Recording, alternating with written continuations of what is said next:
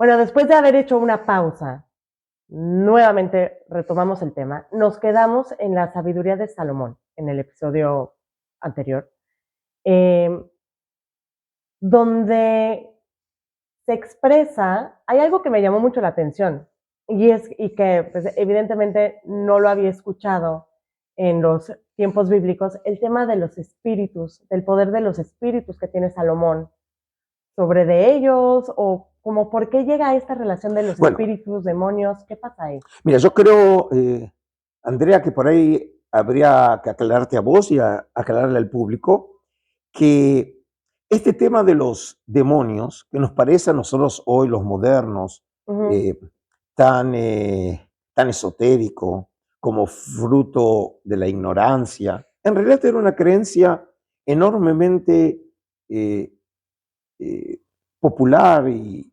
difundida en el mundo antiguo. De la misma manera que nosotros, los modernos, tomamos como axioma que hay microbios, Ok. a pesar que ninguna persona puede ver microbios, ¿sí? Ujú. Es decir, si nosotros no tenemos un microscopio, no podemos ver los microbios. Pero todos fuimos criados en una realidad donde los microbios existen. De la misma manera, en el mundo antiguo era un axioma que existen los demonios. Es decir, que hay fuerzas malévolas que pululan en el mundo Ok. y que obviamente son esas fuerzas que están detrás, por ejemplo, de accidentes, de enfermedades, de catástrofes, ¿sí? Hay fuerzas demoníacas. Por ejemplo, en la Mesopotamia antigua tenemos representaciones e incluso textos que aluden, por ejemplo, a un demonio llamado Pazuzu, ¿sí? Ujú.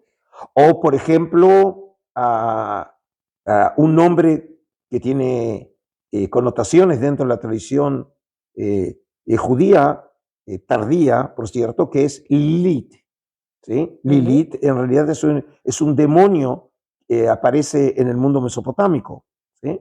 Es decir, esto, Wow. digamos, era por axioma, todos creían que existen esas fuerzas malévolas. En el antiguo Israel, seguramente Israel no era muy diferente al resto de los pueblos y por lo tanto también se creía en esas fuerzas malévolas.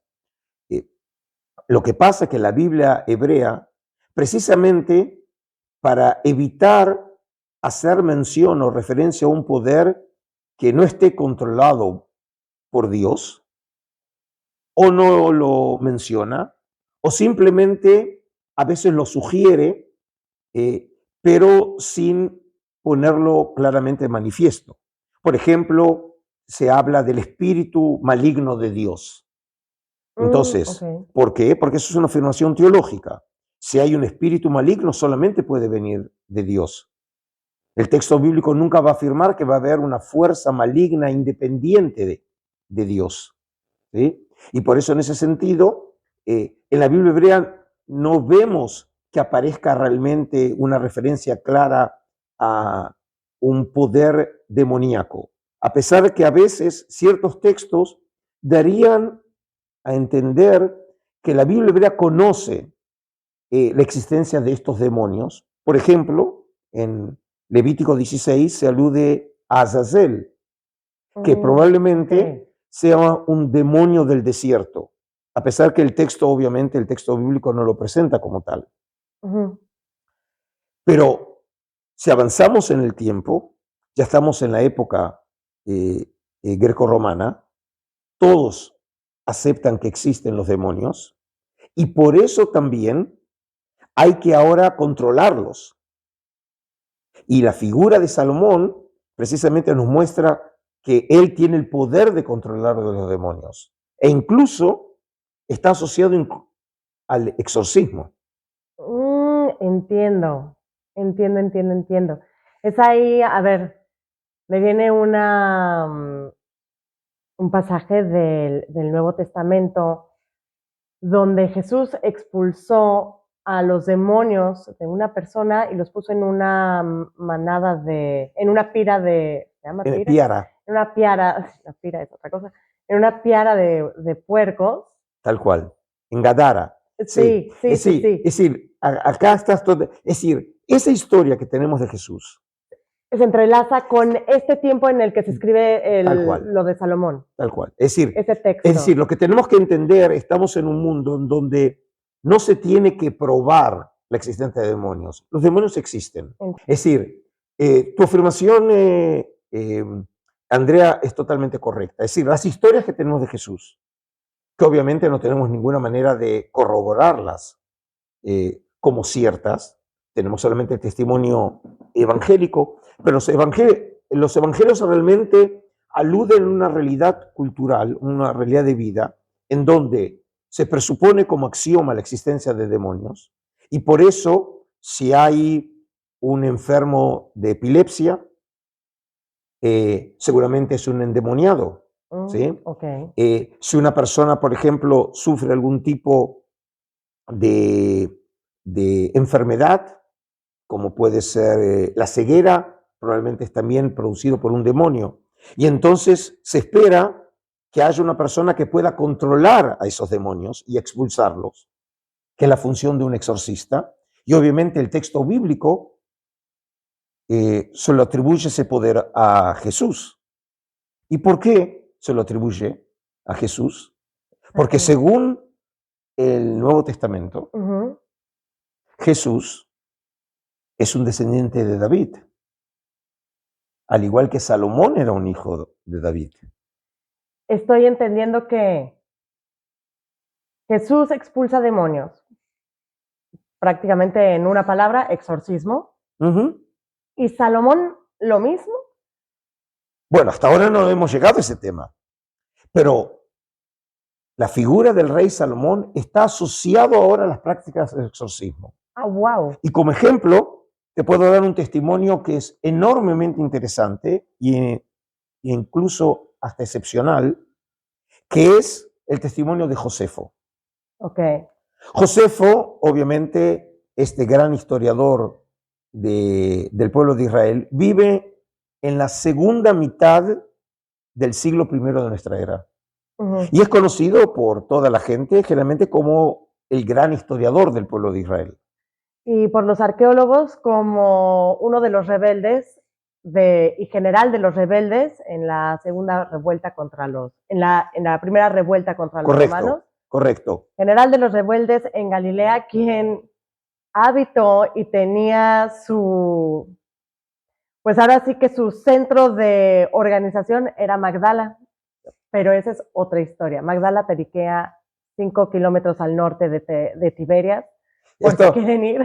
Esto siempre pasa cuando uno tiene un tema, que no importa de qué estemos hablando, siempre llegamos al tema que a uno totalmente, le interesa, ¿no? Totalmente. Pero... El tuyo es Magdala, ¿sí? Entonces, mira. Regresemos al punto. Salomón, exorcistas, Flavio Josefo. Entonces, Flavio Josefo, como dije, es el gran historiador que nos habla, obviamente, de la destrucción de Jerusalén, nos habla de la revuelta, nos habla de la destrucción del templo, pero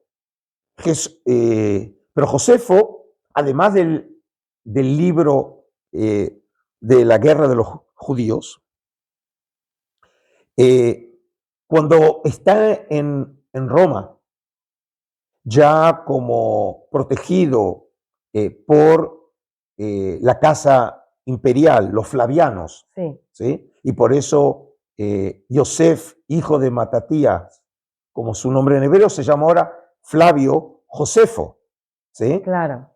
Porque es flaviano, ¿sí? Sí. Que era la casa a la que pertenecía al emperador Vespasiano y luego Tito, ¿sí? Y él está en Roma. Y él escribe una obra monumental que se llama Antigüedades Judías, en donde cuenta la historia del mundo desde la creación hasta el momento de su época con el pueblo de Israel. Pero Josefo, cuando habla de lo que sería la época antigua, el gran texto que tiene, obviamente, es la Biblia hebrea. Y en ese sentido, entonces, podemos decir que Josefo no es ya un historiador, sino en realidad es un exégeta, es un intérprete de las Escrituras. Oh, wow. Okay. Entonces, y obviamente, lo que hace no solamente contar lo que dice la Biblia hebrea, sino también él comunica o comparte con el lector tradiciones exegéticas que eran conocidos en el pueblo de Israel en esa época. Y fíjate qué cuenta Josefo sobre el rey Salomón. A ver. Dice así Josefo: Dios también lo capacitó a Salomón para aprender el arte de expulsar a los demonios, ciencia útil y curativa de los hombres. Como habíamos dicho, en el texto hebreo, en la Biblia hebrea, como lo vimos en el episodio anterior, se habla de la sabiduría de Salomón, pero no se alude en nada a la capacidad de expulsar a los demonios. Wow. Y luego, por primera vez, vemos esta nueva tradición de una manera muy general, ¿sí? Como otros temas, en la sabiduría de Salomón. Ahora nos dice específicamente que él dominaba el arte de expulsar a los demonios. Y sigue diciendo: compuso encantamientos para aliviar las enfermedades y dejó la manera de usar los exorcismos mediante las cuales se alejan los demonios para que no vuelvan jamás. Es decir, ahora claramente nos cuenta Josefo sobre el poder que tenía Salomón sobre los demonios, hasta el punto que él podía expulsarlos. Y lo más sorprendente es que Josefo, no solamente en este caso, en esta sección, se revela como un intérprete de las Escrituras, sino podríamos definirlo en términos modernos como un etnógrafo. Ok. ¿Por qué? Porque él cuenta algo que él vivió como, diríamos, un antropólogo que participa de una realidad, y cuenta lo siguiente: este curativo se sigue usando mucho entre nosotros hasta el día de hoy. Ahora ya no es Josefo el intérprete o el exégeta, es Josefo el etnógrafo. Habla de algo que él vio como un antropólogo o etnólogo participante en una cultura, algo que él vio con sus ojos. Y cuenta así: he visto, Josefo en primera persona, a un hombre de mi propia patria llamado Eleazar, librando endemoniados en presencia de Vespasiano, es decir, el general Vespasiano y luego el emperador de Roma, sus hijos y sus capitanes y toda la multitud de sus soldados. Es decir, Josefo nos dice que es una historia que solamente él la vio. Es un evento en donde tiene testigos y esos testigos están vivos. Significa que es algo que esos testigos pueden testimoniar la verdad de lo que él va a contar. ¿Y qué es lo que sucedió? La forma de curar era la siguiente: acercaba a las fosas nasales del endemoniado un anillo que tenía en el sello una raíz de una de las clases mencionadas por Salomón. Lo hacía aspirar y le sacaba el demonio por la nariz. Y quiero que prestes muy bien atención, Andrea, porque incluso lo podés practicar en la casa. ¿Sí? Sí, deja busco. El hombre caía inmediatamente al suelo y él adjuraba al demonio a que no volviera nunca más, siempre mencionando a Salomón y recitando el encantamiento que había compuesto. Es decir, vemos aquí cómo funciona culturalmente Salomón. Salomón ya está asociado a la magia, al poder contra los demonios. Es decir, el nombre tiene un poder mágico y por lo tanto el exorcista ahora hace uso del nombre Salomón porque es un nombre poderoso para expulsar demonios. Pero Adolfo, espera. Espera. Ok.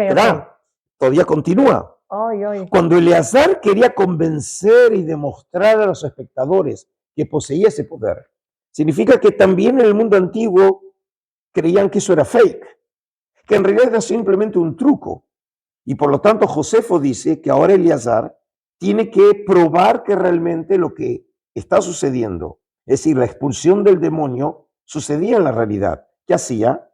Ponía a cierta distancia una copa llena de agua o una palangana y ordenaba al demonio, cuando salía del interior del hombre, que la derramara, haciendo saber de este modo al público que había abandonado al hombre. ¿Sí? Probablemente nosotros, los modernos, ¿sí?, tan agnósticos, dicen seguramente era un truco. Por ahí tenía simplemente una soga o algo con lo que él hacía caer esa palangana. Pero lo que sucede es que el texto dice que él tenía que probarles a los agnósticos, a los no creyentes, que realmente había expulsado los demonios. Y dice, Y hecho esto, quedaban claramente expresadas las habilidades y la sabiduría de Salomón. Lo que nos prueba realmente que ahora el nombre Salomón está asociado específicamente a la actividad de los exorcistas. Está brutal. Quiero, a ver, justo en esta parte que menciona el que utiliza la imagen y el nombre de Salomón para expulsar a los demonios. Hoy en día, y no es como que yo sea testigo de exorcismos, pero de lo que yo escucho en el catolicismo y los sacerdotes exorcistas, ellos utilizan, bueno, no sé mucho, pero sé que está el nombre de Jesús de por medio para poder expulsar a los demonios. Como ves, es la misma, el mismo paradigma cultural. Es decir, vos tenés que apelar, vos como exorcista, sea Eleazar en el mundo antiguo o el cura párroco, ¿sí? Para poder apelar al poder contra los demonios, tenés que usar el nombre del más poderoso. Del más poderoso. Obviamente, en el mundo antiguo era el rey Salomón, y en este caso, obviamente, apelando a la tradición cristiana, que Jesús expulsaba demonios, ese es el poder que también le transmitió a los apóstoles, que hacían uso del nombre de Jesús como el nombre del gran mago para expulsar a los demonios. Ok, pero no solo es el más poderoso, sino el que está conectado con Dios de una manera tan pura que es el que tiene el derecho para expulsar a los demonios. Claro, ¿correcto? Obviamente, en la tradición cristiana ya tiene toda una interpretación cristológica. Entiendo. Jesús en su condición de Hijo de Dios, Jesús en su carácter de divino, Jesús como el Mesías anunciado por las Escrituras. Todo eso le da el poder, lo que dicen los textos bíblicos, el dunamis, el poder para poder llevar a cabo milagros o para expulsar a los demonios. Y esto es interesante porque uno podría decir, ¿acaso, por ejemplo, más allá del testimonio de Josefo, nosotros tenemos algún tipo de prueba arqueológica que realmente nos certifique que esto que afirma Josefo era algo conocido en esa época? Y en este caso también mi respuesta es positiva, Andrea, porque en uno de los rollos del Mar Muerto hallados en Qumrán, te recuerdo, esos manuscritos hallados en miles de fragmentos entre 1947 y 1956 en 11 cuevas próximas a este lugar llamado Qumrán, localizado en la costa noroccidental del Mar Muerto, a unos 40 kilómetros al este de Jerusalén, y que, por cierto, nosotros en el canal he tenido la oportunidad de explicar sobre Qumrán y sobre los rollos en toda una serie de videos que otra vez los invito a todos ustedes, aquellos que no lo vieron, que lo puedan ver, ¿no? Para estudiar y aprender sobre los rollos. Una de las cuevas es la cueva número 11, que fue hallada en 1956.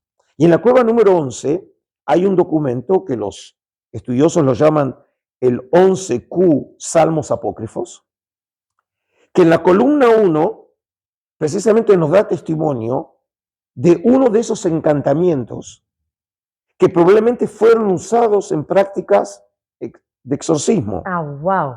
Y el exorcismo dice así, este texto, de David sobre las palabras de conjuro en nombre de Yahvé, de Salomón, es decir, ahora aparece David, porque David, y eso sería por ahí un tema también para otro episodio, David también es visto como un gran exorcista, no solamente Salomón. Pero él tenía las manos manchadas de sangre. Sí, pero eso era para construir el templo. Ah. Pero David ya empieza también a ser asociado con su capacidad de exorcista. Y sobre esto, por ahí merece otro episodio. Okay, ¿sí? Entonces, como ves, vamos de episodio en episodio. Sí, y entonces continúa el exorcismo, dice así, de Salomón, e invocará el nombre de Yahvé para que le libre de toda plaga de los espíritus, de los demonios, liliths, los búhos y chacales. Estos son los demonios y el príncipe de hostilidad es Belial, que en los rollos del Mar Muerto y una vez en el Nuevo Testamento es uno de los nombres con como es conocido el Satán, es conocido como Belial, que domina sobre el abismo de tinieblas. Es decir, aquí vemos el testimonio físico, arqueológico, de uno de esos encantamientos que probablemente fueron utilizados en prácticas demoníacas hace 2000 años atrás. Wow. Solo, bueno, ahí lo cortamos. Yo creo que ahí, con tu wow, Sí. quiero continuar.